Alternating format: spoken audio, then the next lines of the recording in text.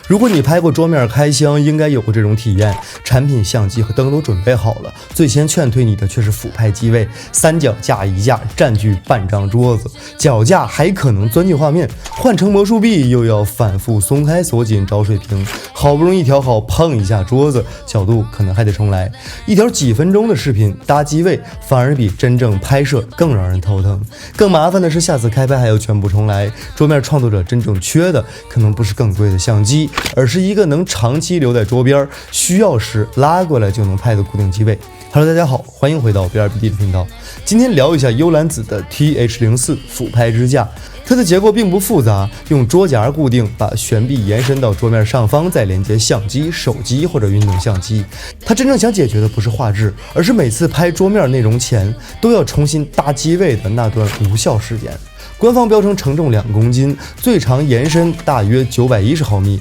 桌夹最大夹距大约68毫米。这个参数了解就好，因为放到实际拍摄里，我们大多只关心3件事：能不能覆盖桌面，能不能把机位长期保留下来，以及能不能安全承载自己的设备。910毫米的延伸距离，基本可以让设备来到普通桌面的上方，拍开箱、配件摆放或者手部操作时，俯视角度会比从侧面斜着拍更直观，画面也更容易保持干净。如果你经常拍桌面内容，把支架固定在桌边后，这个机位可以长期保留，下一次开拍不需要重新架三脚架，也不需要重新寻找角度，这才是它最实际的价值。不过承重这件事儿一定要理性看，2公斤听起来不低，但悬臂结构不能只看一个数字，设备伸得越远，力矩越大，也就是同样的重量离支点就越远，对支架产生的压力就越明显，稳定性和安全余量都会下降。所以 TH04 更适合手机、运动相机、小型相机